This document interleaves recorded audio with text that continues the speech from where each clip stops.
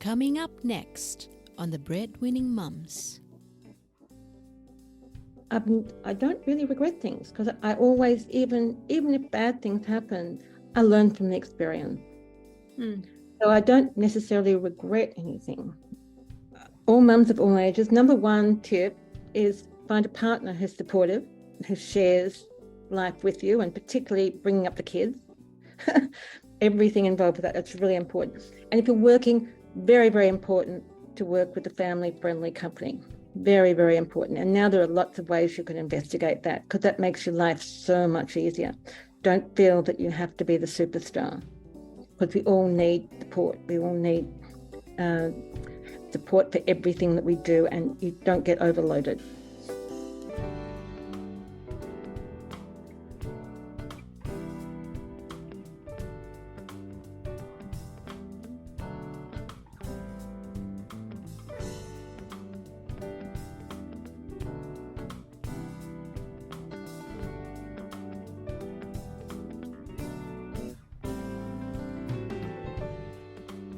Welcome to the show. I'm Jane Lim. On the Breadwinning Mums podcast, we debunk the myths of working mums, cheer each other on, and show the world that it's okay to be a mum and still pursue excellence in your chosen area of expertise.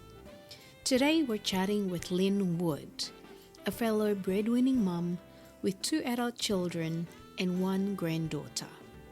Lynn is an extremely accomplished professional and the founder of Idea Spies.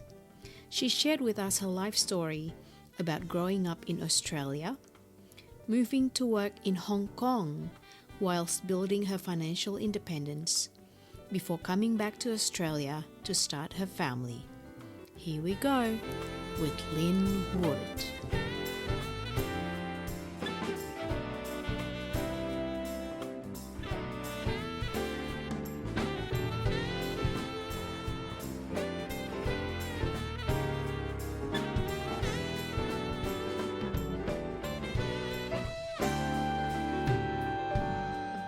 Hello, Lynn. How are you?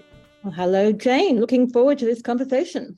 Yeah, I know. So obviously we met each other at Meet the CEO event that the UNSW School of Business threw a couple of months ago when we actually sat next to each other watching Shimara Wickramanayake off the Macquarie Bank.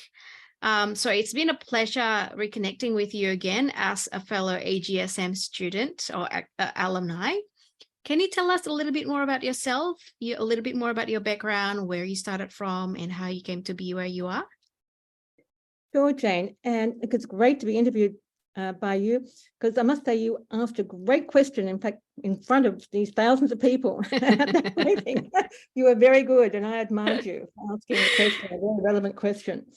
Thank you. Sometimes I can be a little bit too investigative. Sometimes my friends don't think I ask the appropriate questions, but it's good to know that it has its place sometimes.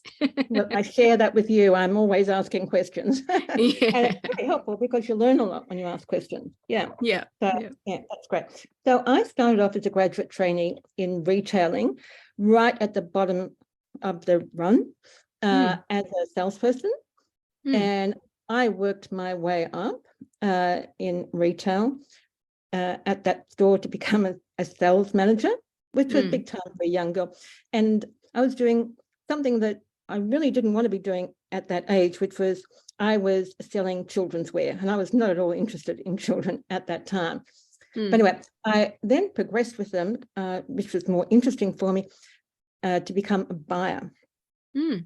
And I remember at that time being interviewed for the position, and I was told that to get the position, I had to be hard and cruel and have no obligations to anyone.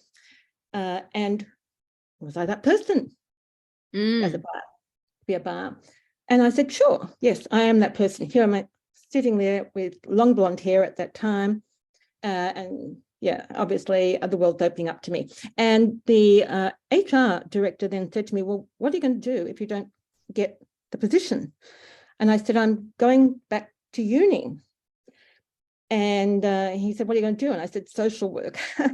So I thought I'd completely blown it at that point, because that was not the sort of person they were looking for. But they did actually employ me. And I did become a buyer in children's wear, which was great for me because I didn't think that was the right response.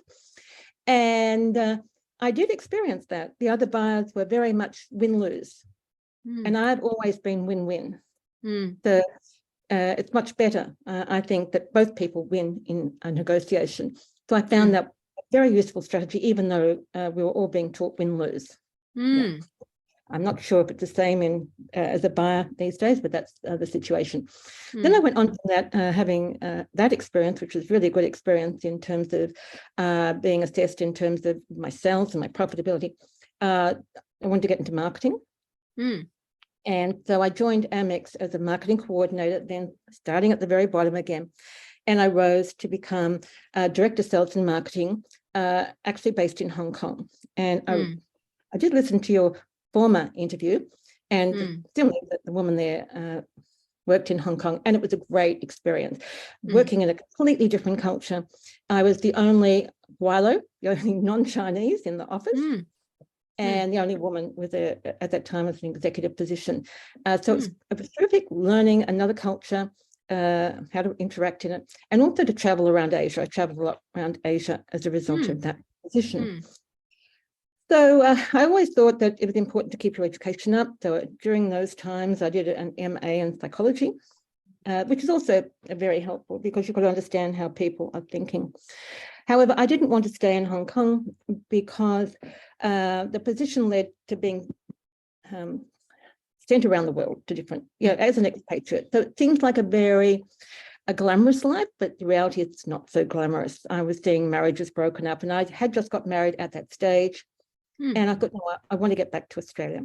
So I came back again into retailing. And then I had this experience whereby I had this absolutely brilliant, I thought, marketing campaign for the company, all planned out in association with the buyers who'd put money towards it. And then the company was taken over. And I was one of the very, very first in Australia to experience being retrenched. And that was like a terrible, still a bad experience, but it was even worse then because it just didn't happen then. And we told I had to convert all this brilliant marketing into sales advertising. So at that point, I thought, I really need, this is where we can associate again, I really need to go out and do an MBA because I should have been looking out as soon as they started taking the pot plants away. I should have realized that they were cost cutting unrealistically, and I should have started looking for another job. But that said, I did the MBA. I even studied the merger. It was between Myer and Colt at that time, and just to find out what the synergies were, and there were very significant synergies at that time. So on from there, I went back into learn investment. I then went into property, and I became a director of a property fund. And that really led to my career in boards. And that's really what I wanted to do. I wanted to have influence on boards. And so that was a great experience. So I've done all that. And then at the end of that, my last board role was the best role. I think it was a board role that involved my traveling around overseas. And it was on one of those trips that a guide in Canada actually said, promote what you love rather than bash what you hate. And I absolutely hate the fact that we get so much negative news. And I thought there should be a platform that showcases the positive ideas happening around the world, because I was seeing them and taking a note of them. And I was with a friend at the time, he was my best friend in Hong Kong. And we just thought, we'll start up Idea Spies. And so I just then, after that, decided I wouldn't continue anything else. I just wanted to put my life towards sharing positive ideas and trying to cut through the negative news. And that's hence. And I was actually the first to call myself one of those strange titles, Chief Idea Spy. Those titles have become very popular since then. So yeah, I think it's my marketing background. So it was really good to have a marketing background in combination with finance. So thank you for asking me. I hope that's excellent. Yes, thank you so much for taking us through from the very beginning, I guess. So when you went to Hong Kong with American Express, did you actually know your husband then, or did you guys meet there? No, we actually got married before I went. I see. Yeah, and at that time, I think it's a lot easier now, but at that time it was very hard for a spouse to get a job. Yes. And he was really good, and he offered to travel the world with me in terms of opportunities that I had in other countries. But I thought that was unfair at the time to do that, and I thought I'd be better off back in Australia. And so while it was a fabulous experience, I thought, I wanted to diversify. I always liked diversification. And so I was also one of the very first to develop a portfolio career, because then you don't have all your eggs in one basket. Yes. Okay. So did you have a long distance marriage for a while then? Yeah. Oh, wow. How long did you do it for? A couple of years. Yeah, we just come back and forth. Yeah, nearly 2 years. Yeah. Wow. And we're talking back then, before there was FaceTime, before there was WhatsApp, right? So all you had was just a weekly phone call every now and then, and you're on the meter. Yeah. Wow. Lots of letters. Okay. Yes. Yeah. So it was great. And in fact, we had our honeymoon later because we hadn't got married quite quickly when I was going to Hong Kong, because I said, I'm taking up this opportunity to get married. Yeah. And then we had our honeymoon in India, and we did the Golden Triangle in India. And since then, I've been back to India 5 times. So we had our children while I was in the later stages of my executive career. I was actually with Schroders at the time, and it was a great company to work with when I had the children. Yeah. And we took them to India on separate trips to North India and South India, because my husband wanted to show them just the beauty of India.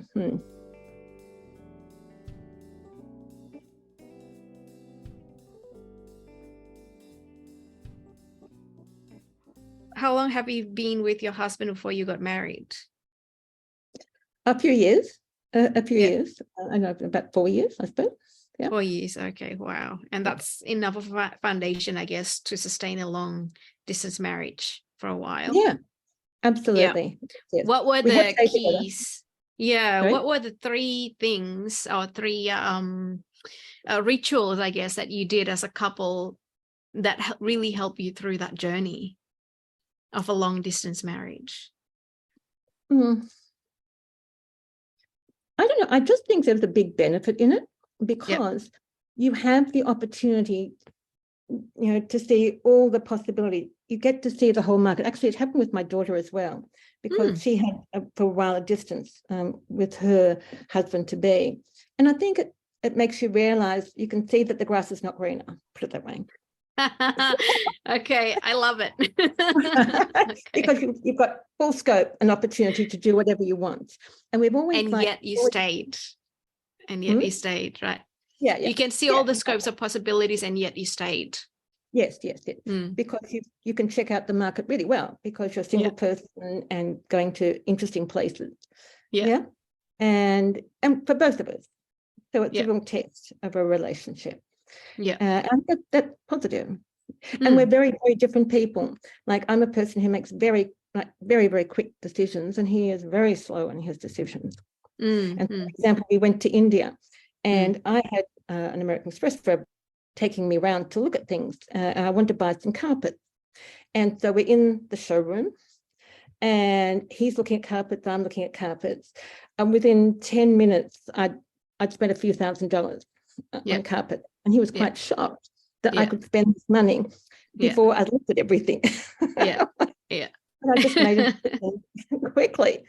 Yeah. But that's the nature of who I am. And we've been good for one another in that respect, because he slowed me down more. That's right. And I have made him quicker. Exactly. Exactly. You balance each other out. Exactly. Yeah. And that's good for the kids as well, because they're then in the middle. They're not so much on either extreme. Yeah. Okay. So tell us a little bit more about your kids. How many do you have, and how are they like? What's their life like? Well, had the son first, and he's now in his early 30s.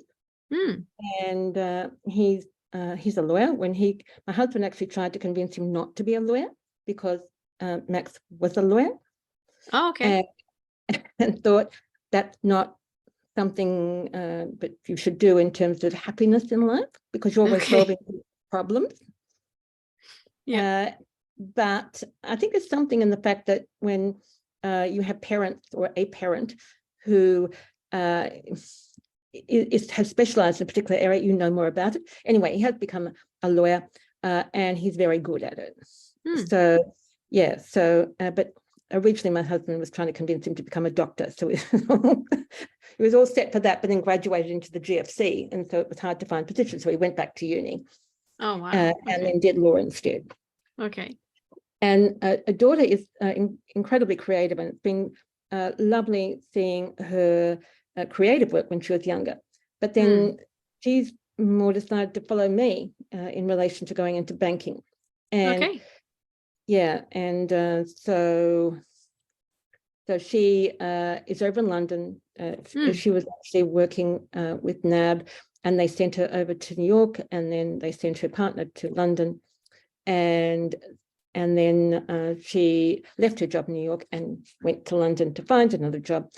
And she's working with a bank. And she recently finished an MBA herself at the London School of Business. Nice. All right. So 2 kids, adults. Is now your son in Sydney with you? Yes, he's in Sydney. Yeah. Okay. And they have a daughter who's quite a delight, a young daughter. Yeah.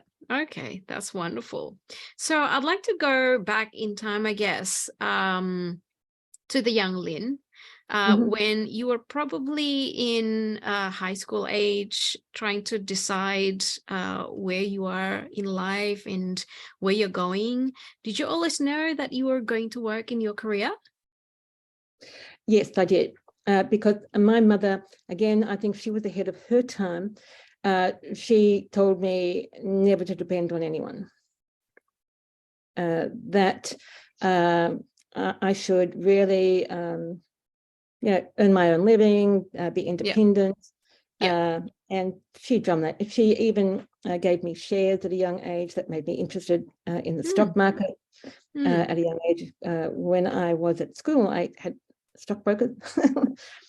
Because a small investment, and so I learned a lot through that process. I made a lot of money, then lost a lot, and you just learn a lot through that process. And I hired an accountant to claim my losses. He said, "You've got to claim your profits." Then it all netted out. But it was a learning experience.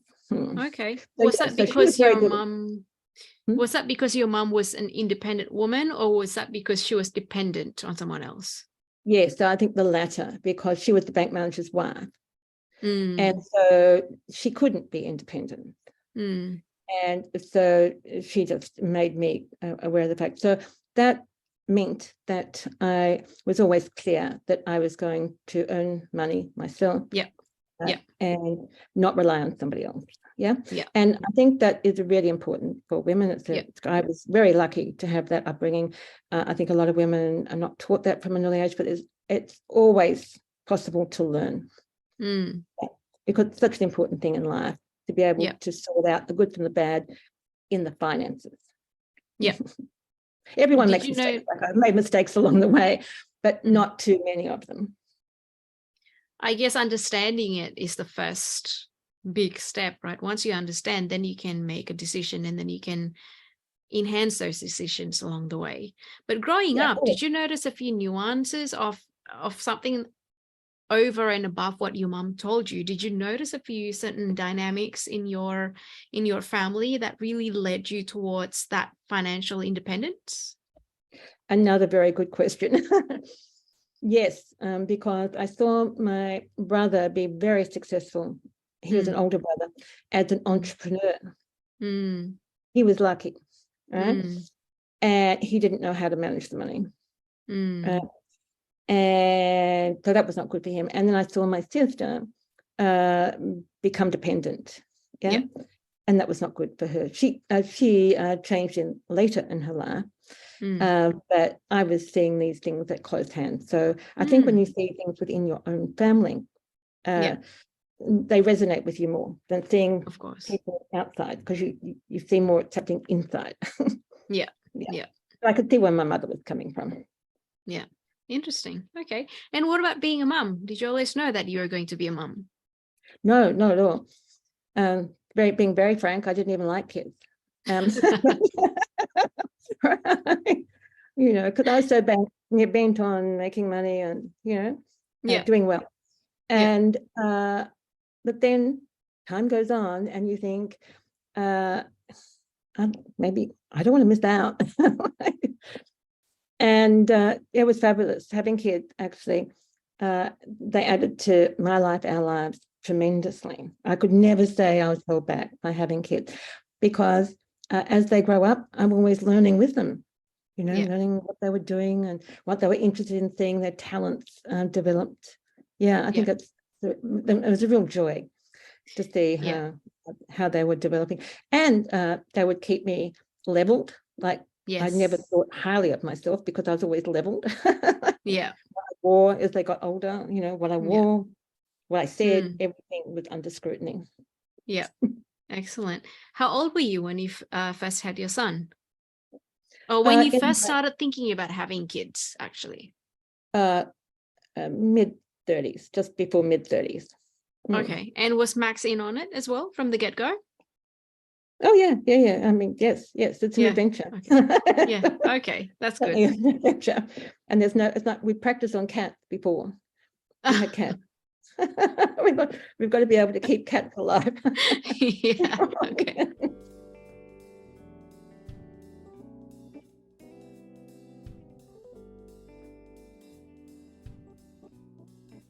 How far apart were the children? Just less than 2 years.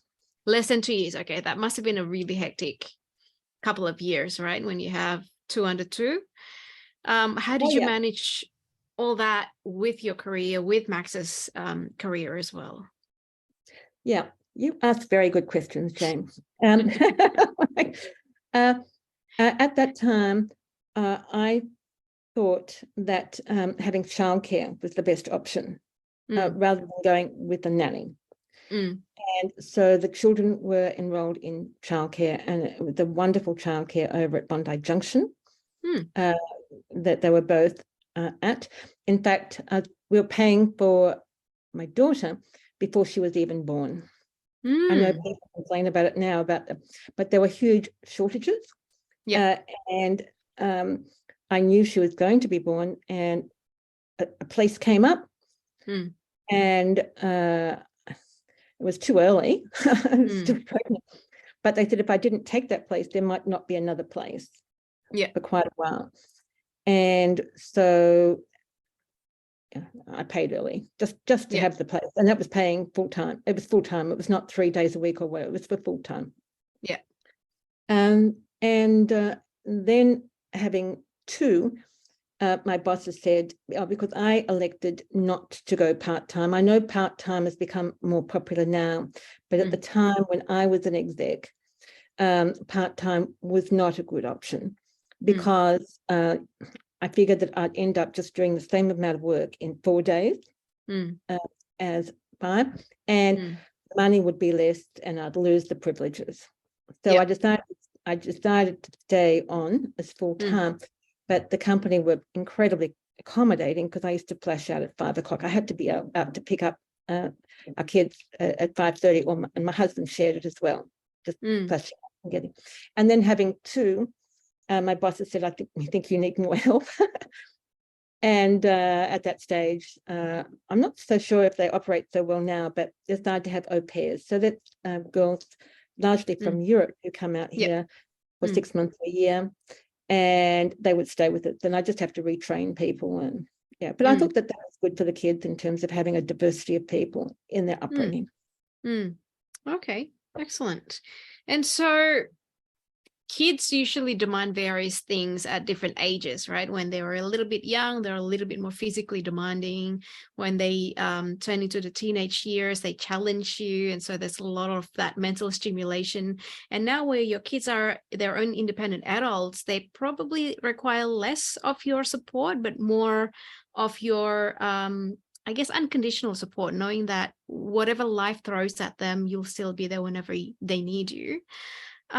Would you be able to explain how those stages, life stages, have grown throughout times and how they have affected your relationship with them? Sure. Well, before having kids, I remember having some people over for dinner, and all they did all night was complain about their teenage kids. And I said, I don't understand this. Given kids are so bad, why did you have more than one?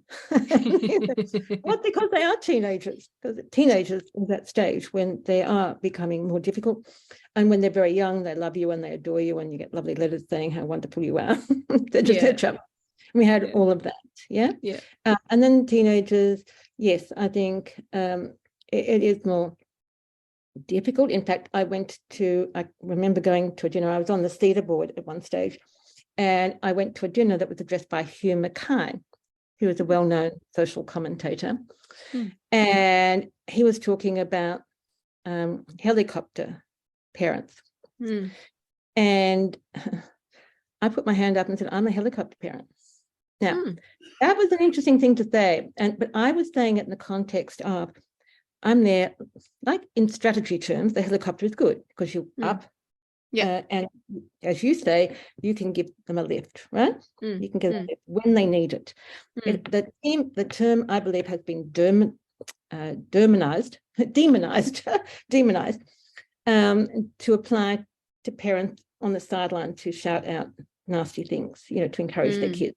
But anyway, I've always had the approach that exactly as you described, that we're there to help at different stages if you need our help, but hopefully we've guided you so you make the right decisions along the way. So that was through the teenage years. So we're there and you go through some challenges, and then when they grow up, it's just easier. It's a lot easier. And I guess that's why I can do Idea Spies now, because they're not living with me. When your kids are with you, your mind is always thinking, where are they right now? Like I'm thinking, coming home, where are they? Like I lost my daughter once in overseas, and in Colombia of all places, and I was beside myself, Were you on a family trip? No. She had gone on her own. Okay. I was meeting some other friends there, and I just lost contact. And I actually, to the point where I called up Foreign Affairs, and they said, well, you're lucky we haven't heard from your daughter, because that would be bad. Anyway, she eventually surfaced, but you have all these sort of concerns at certain stages. Are they in the right place? Are they okay? Because I'd been to Mexico myself and never get into a taxi, and there's the big taxi and things like that. I travel a lot. Anyway, so, but now what's lovely is they both have good partners. Don't have to worry so much. And so that leaves me more thinking time to do something like Idea Spies, which requires a lot of thinking. In terms of developing the platform and encouraging people, including you, to join it, and your readers, hopefully. Okay. So what has really inspired you, other than filtering out all of the noise out there from the truth? What has really inspired you to start Idea Spies? What was that spark, that moment that really converted you?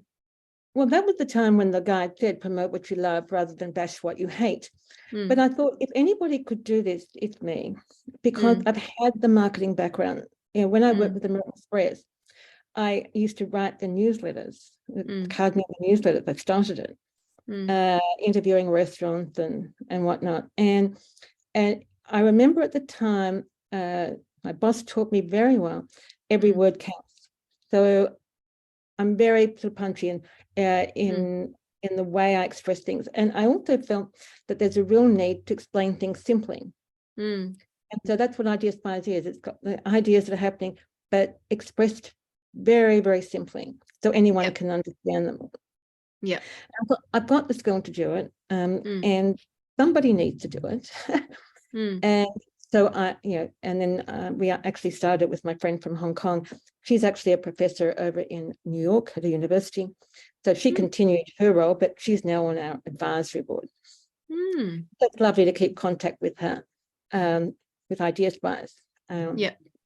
So I just took the more adventurous route, but she's still involved in it, very much involved in it. Yeah. And we have other people who are very strong supporters, and it's lovely. It connects me with a lovely group of people with positive ideas. And I really value that at this time of my life. Yeah, of course. Okay. It's probably your way of giving back to the world. Exactly. It is a way of giving back. And because I think I'd like other people, including you, to have the joy of just looking every day to see what the positive things happening around the world. Yeah.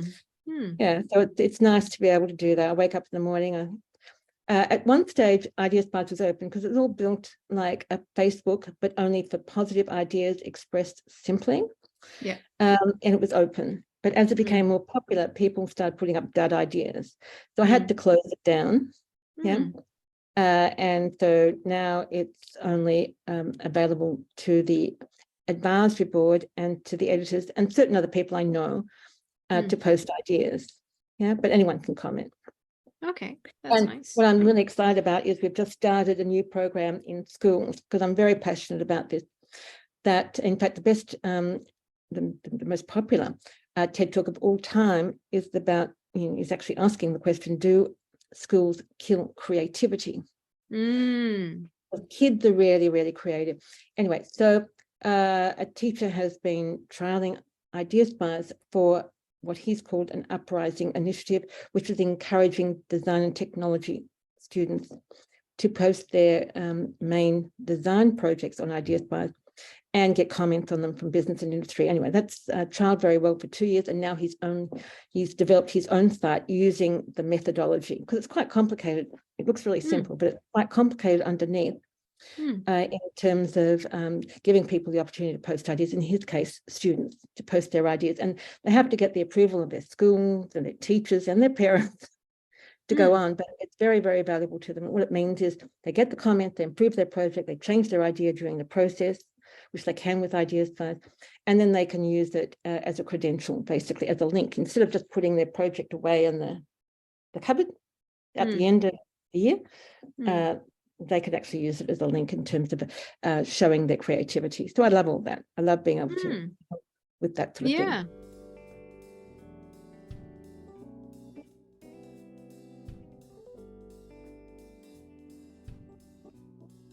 Talking about students, so you did a master's in psychology, and then several years later you did the MBA at AGSM. How did be studying the MBA at AGSM change your career trajectory? I think in a very helpful way, because it made me much more aware of the importance of finance. Remember, my background was marketing. Marketing is all about increasing sale, basically, through, and that's where the psychology is very useful. Understanding how people think, because you're not just selling a product, you are designing a new product. So I had a lot of experience in designing new products. But then you've got to, like my buying experience taught me about profitability, but I really needed to understand it more, particularly when you come to takeovers of companies that I was experiencing. And so the MBA was very, very helpful. And that's where, as a result of that, I was able to have board positions. I was quite skilled in relation to understanding finances, accounting. And then along the way, we've had businesses, very important, because I'm quite entrepreneurial as well. And that's been helpful. And then that led me to work with the government, for example, to be chair of the financial reporting forum in Australia, which was the government forum, which had associated with it ASIC and APRA and the regulators and other government organisations and also corporate organisations. Wow. And I couldn't have done that without, at that time, the MBA. Yeah. Giving me the basic knowledge, not just basic, but understanding. Yeah, plus having some entrepreneurial experiences where I had to step in and take over certain situations. Yeah. And plus it's very useful in life in general. Yeah. And did you do this after you have your 2 children? No, before. Before, okay. I was going to say might be a bit of a juggle trying to do a lot of things in one. Okay, that's interesting. So during your journey parenting your 2 children across, various life stages, were there any certain rituals that worked for you during each specific stage? So maybe one when the kids were young, one when the kids were teenagers, and one when they were all adults. Were there any specific rituals that you and Max did that really made it through? Actually, no. We were very flexible. We had to change all the time. Yeah, we've stayed in the same house the whole time. The house that we bought before having kids, not thinking about having kids. But we've just changed the nature of the house throughout having kids, just going through the different stages. Because each stage was an adventure. Yeah. We had no rituals. I've noticed now it's more possible, like with my son and daughter-in-law. I don't know if you call it rituals, but they have they seem much less flexible because there are different. You can research now. It's quite easy. Research the best way of doing whatever. It wasn't so easy before. Yeah. And so you had to depend on who you knew. Yeah. Same with like the students doing their projects. They just depended on who they knew rather than getting advice from a wider circle. So there was nothing stayed the same. It was always changing. But that's life. And that makes life better because it's not boring. Yeah. So I guess the ritual, if I could synthesize from that, is the ritual is to go with the flow and really adapt according to what your family needed. Yeah. So what sort of rituals, I'm interested in what you would think would be a ritual. Some people have said having dinner every single night as a family and having a conversation is their ritual to go. Some have said date night once a week or once every other week has really helped them really keep that relationship together, especially when the kids were young and, you don't really have much time for yourself, let alone for the marriage. So it's quite different and every couple does it differently. Yeah, I guess certainly would never eat in front of TV or anything like that. Because if you're going to be eating, I totally agree, you've got to be having a conversation. I always was dead against eating in front of TV. And the kids weren't able to watch TV during the week. Yeah. And we also had them learning piano at a young age, having lessons before school. Gave them lots of opportunities in terms of developing their talents. I think acting, for example, as my husband was an amateur actor, I think that's a really good skill. So I used to take my daughter along to casting sessions. My son wouldn't go, but she did. And so I thought that was a really good experience for her. And I was one of the mums who would go out and take her along. And at one stage, she wasn't getting roles. And so I actually put her into at NIDA. There was a course on casting. And I remember going out, it was a Channel 7 ad, and going out, and I get there and all the mums are saying, you're too late, because I'm terrible with directions. And I was like, you're too late. But apparently after doing this course, she just walked in and she just landed the job straight away, because that sort of thing helps you. Anyway, and she at one stage was star of a McDonald's commercial, and she loved McDonald's, so that was perfect. And I was able to strip them in for her 21st into a film, iMovie, with other things. So I guess that was it, look, exploring that whatever the kids' talents. Son was really, really good at basketball. So, and then enrolled her as well. So enrolled him in as well as at school and in social, club teams, and then traveling around the state, on basketball things. So we were very, very flexible, always changing according to the kids' talents, basically. Yeah. I always found having the kids was an addition to my career. It never held me back. That's interesting. Talk a little bit more about that.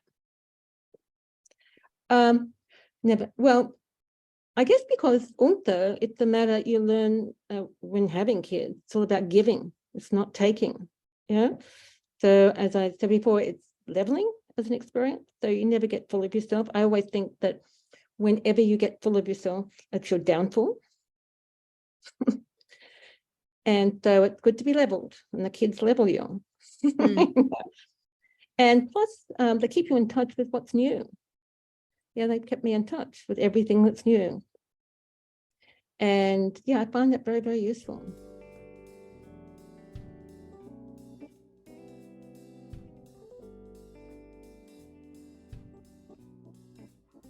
So kids don't hold you back from living your true self, right? Or from fulfilling your career. How did you feel when you were about to leave home and your kids were small? You're about to drop them off at that childcare in Bondi, and they said, "Mommy, don't leave me. Mommy, can you stay at home?" What went through your mind? But they didn't do that with me, which was interesting because they were going to childcare from such a young age. I noticed that it was more the kids who were older who left up, who were more used to being at home. Our kids were not used to being at home. They were used to a day from very young. I went back to it. At that stage, it was not possible to take 6 months, 12 months off and keep your career. So I was able to take 4 months off because you didn't even get maternity leave, right? Or pay anything paid. So I had to save up. I had to save up on holiday leave to go. Yep. And that was okay. I saved up for 4 months to be able to have each of the children, and just take some leave without absence. But they were just used to it during the week. That was the routine. Never experienced that. Yeah. No, not maybe mildly. My daughter was only really happy to see me in the afternoon at childcare because she wanted her dummy. And at childcare, they wouldn't allow her to have a dummy. Okay. The first thing was, dummy, where is it? Okay. No, that's interesting. What about when they were growing up a little bit? Did you ever get mummy guilt in your working career when you had, that tug, pull and push between, going to a career of your choice and leaving your family behind? Actually, as I mentioned to you before this interview, a proud moment I had with my daughter was when she was very young, and she came home from school one day and she said, "Oh, the other kids were asking me why you don't pick me up from school every day like their mums." And she said, "I told them that it's because my mum's out earning lots of money." And I thought, not that I was earning lots of money, of course, but I just thought that was a really good comeback for her. So she wasn't defensive, about, I'm poor me, I've got a mum who doesn't pick me up. I was very pleased with that approach.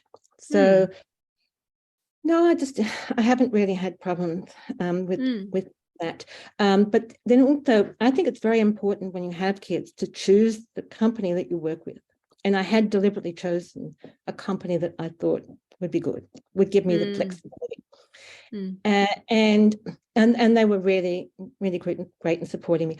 So that meant that I could go to most of the important things, like their sporting, they were both very good at sport, their sporting events and any drama things or whatever, I could actually get to. And it was more difficult then, as it should be easier now, because now, it's now possible to work from home as well. Yeah. At that stage, it was all work in the office. But the guys I work with were totally agree with me. I've always thought that work is not a matter of how many hours you spend in the office. It's how well you do it. Yeah. And before, companies were always afraid to give their employees the flexibility to work from home. Because they didn't trust them. Now, of course, COVID, they had to trust people, and it's worked out you can trust people, and so people are able to have hope. So it's more possible for people now to do the things that I was very fortunate to be able to do, which was to join a lot of, and my husband did as well, because we used to share things. But I always want to get to the event because I loved it. I loved seeing them develop. It was fun. Yeah, of course. Okay, so if you could go back in time to when you just gave birth to your son, if you could give your younger self one advice, what would that be?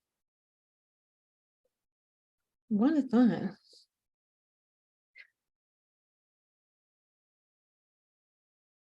There isn't really anything. Honestly, I think I'm very pleased with the way I'm just muddled through with it. There's nothing.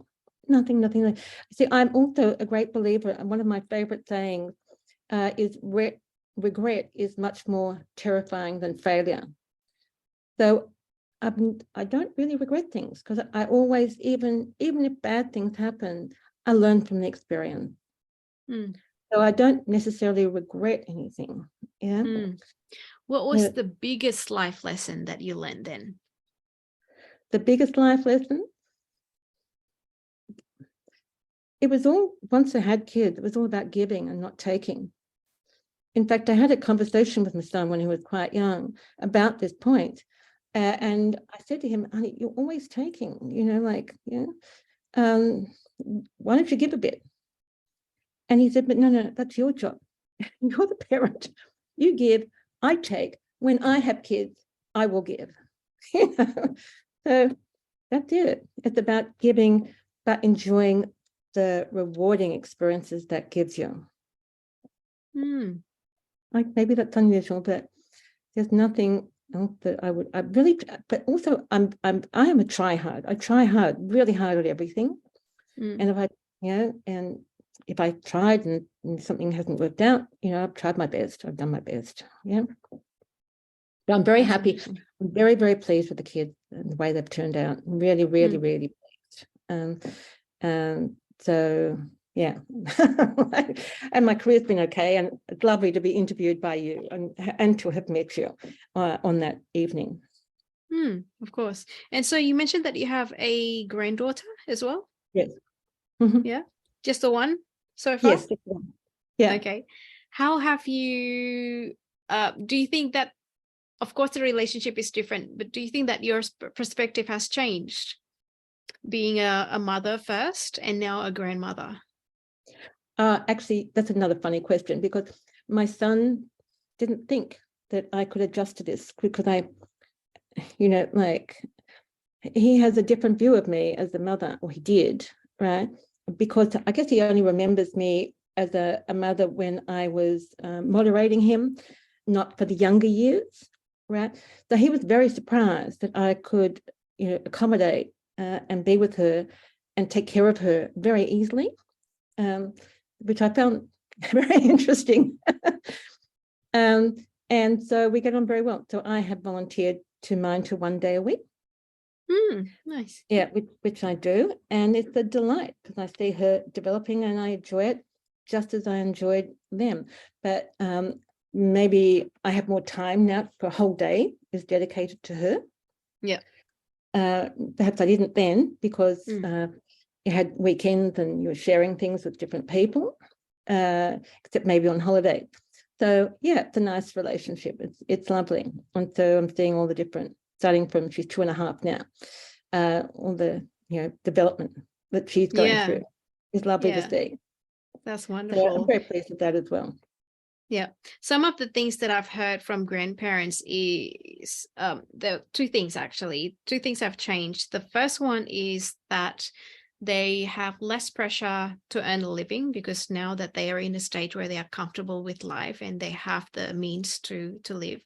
And the second is they realize the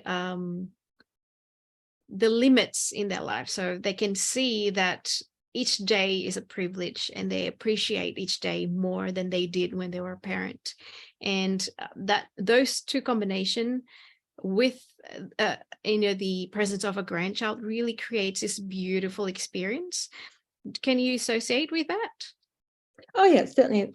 The 2 points. Yeah, because that's another reason I can do Idea Spies, because it's not concerned about making money. Yeah, it's concerned about sharing ideas that do good, that should be shared. And supporting other people. And yeah, on the other point, just having the relationship, it's just very, very positive. But I don't get stressed by things as I might have before. I just don't get stressed so much. And it's interesting to see that there are different, like where, as I said, I was very flexible. They are more rules-based in terms of the way things are done, but I could learn the rules and do it, But as she's getting older, it requires a more flexible approach, which is great. So yeah, I'm happy with all of that. Yeah.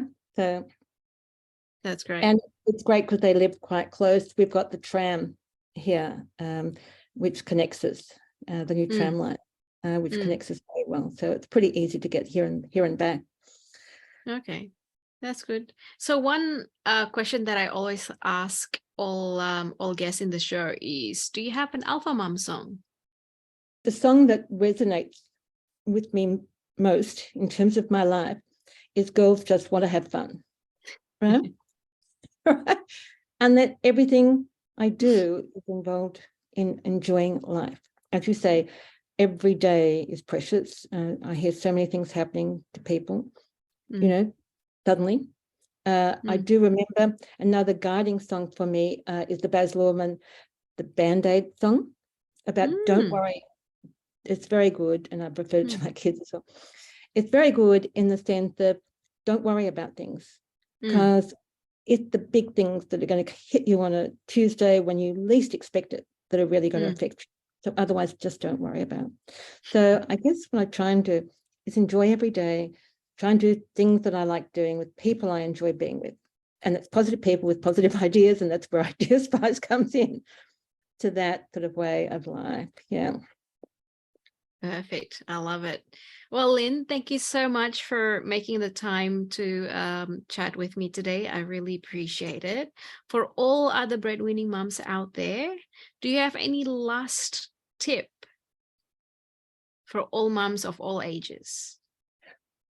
All mums of all ages. Number one tip is find a partner who's supportive, who shares life with you, and particularly bringing up the kids.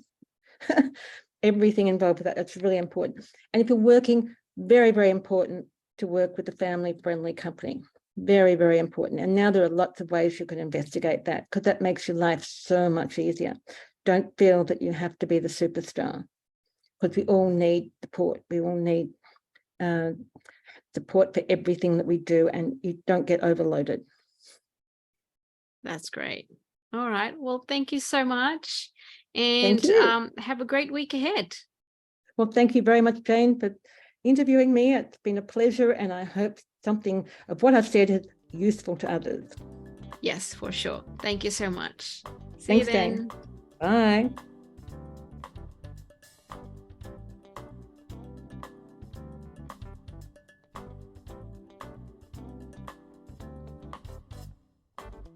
Thank you so much for listening to Breadwinning Mums. Please subscribe and leave us some feedback so we can continue to make the show better for you. If you know a fellow breadwinning mum, please share the show so we can cheer each other on. Until next time.